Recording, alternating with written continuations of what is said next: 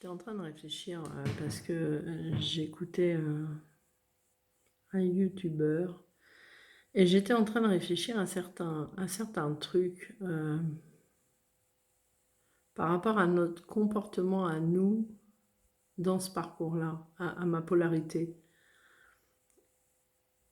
au féminine. Et j'étais en train de me dire, c'est vrai que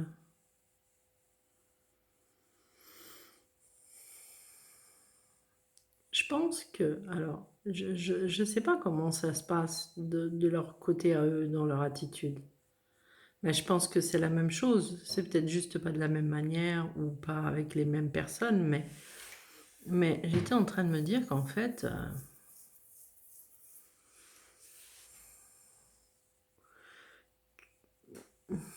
c'est comme si, enfin là, je vais parler de ma polarité. Donc moi, je suis la féminine en fait dans ce duo-là et j'étais en train en fait de me dire dans comment j'ai eu, enfin quelle attitude j'ai eu ou quel comportement j'ai pu avoir moi et d'en avoir les prises de conscience en fait dans ce qui pouvait se passer dans les difficultés qu'on a pu rencontrer et tout ça en étant dans ce parcours-là. Et je me disais, en fait, j'étais en train c'est pas la première fois que j'ai réfléchi, mais souvent j'ai eu ces prises de conscience de me dire que c'est vrai qu'on est souvent submergé par l'émotionnel. Enfin, moi j'ai été souvent, parce que je préfère parler de moi, parce qu'on n'est pas tous pareils. Et puis j'ai pas envie de parler pour les autres. Et en fait, je me disais que souvent j'ai été dans ce côté impulsif. Enfin, je sais pas si on peut. Si, il y a eu quand même des moments comme ça, mais dans ce côté submergé par l'émotionnel et la peur dans certaines situations. Parce que j'étais en train de repenser aux vidéos que j'ai faites déjà et de me rappeler par rapport au. Comment? Par rapport à certaines blessures. euh, dans les réactions que moi j'ai pu avoir dans ces peurs immenses, en fait. Comme par exemple dans la blessure de trahison, quand j'ai découvert ma première trahison, où je me rappelle que je lui avais dit dis-moi juste que c'est pas vrai. C'est-à-dire que c'est très étrange quand même comme sensation et comme façon de dire, parce que à ce moment-là, je me souviens que vraiment, j'aurais supplié qu'ils me disent que c'était pas vrai.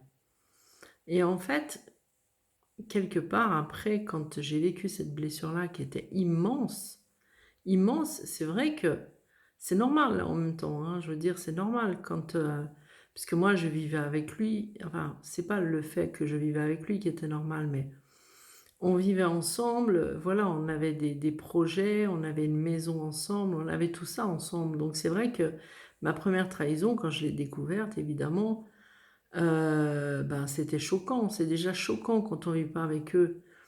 Mais alors quand on vit avec eux, quand on partage leur vie depuis, moi ça faisait plus d'un an qu'en fait on vivait dans la même maison.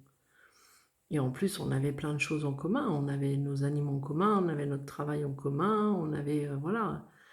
Par rapport aux enfants aussi, tout ça. Et en fait, euh, on n'a pas d'enfants en commun, mais par rapport à la vie de nos enfants, je veux dire, moi, quand je l'ai connu, j'ai mis 8 mois à peu près, un peu, mars, avril, mai, ouais, c'est 7 mois, un truc comme ça, pour lui présenter mes enfants. J'ai mis 7 mois avant d'accepter qu'il les voie, parce que je voulais pas, parce que mes enfants ils avaient souffert, parce que voilà, et puis mes fils aînés ne voulaient absolument pas le voir maintenant, parce que ils sortaient d'un beau-père déjà, donc voilà, donc moi c'est vrai que je lui avais donné toute ma confiance en fait. dans le fait quand il m'a dit, ben, qu'il aimait beaucoup les enfants et du coup, qu'il m'accepte en fait, il m'avait dit: «Je t'accepte toi avec, tes enfants et tes animaux». Quand il l'a dit, bien évidemment, il était sincère, tout comme quand on a parlé de mariage ou de vivre ensemble, tout ça, voilà, il y avait pas là-dessus, évidemment. Et après, en fait, quand j'ai eu ma première trahison, ça, ce qui m'a peinée, bah, déjà, c'est toutes ces phrases qu'il m'avait dites au début et par rapport à ce qu'il y avait eu déjà entre 2, qui avait été déjà très souffrant et tout ça, mais du coup, en fait, je me rappelle ce jour-là que moi, dans mon esprit, ça avait fait qu'un tour. Je me suis dit: «Mais je lui ai présenté mes enfants, on vit ensemble». En plus, c'est lui principalement qui avait voulu qu'on ait une maison ensemble. Parce que moi, j'avais déjà ma propre maison. Et en fait, je me disais: «Mais c'est quand même très étonnant» parce que voilà quoi, c'est dur de vivre ça déjà, mais bref, par rapport à cette trahison-là, eh ben, je me suis aperçue avec le recul que c'est vrai que la perte de confiance et tout ça, à un moment, on est un peu dans la manipulation qui est pas vraiment une manipulation, hein, quand même quelque part, parce que c'est surtout la souffrance, en fait, qui fait que, voilà, on va avoir ce côté, un peu, de tout faire pour qu'il culpabilise beaucoup, pour qu'il soit vraiment dans la souffrance autant que nous et je me dis: «C'est étrange les comportements qu'on peut avoir l'un et l'autre, des 2 polarités, quoi». Mmh. Je ferai peut-être, une autre petite vidéo comme ça, on verra. Voilà, voilà, j'ai oublié de dire bonjour, bon, bah, je dis bonsoir. Passez une belle nuit.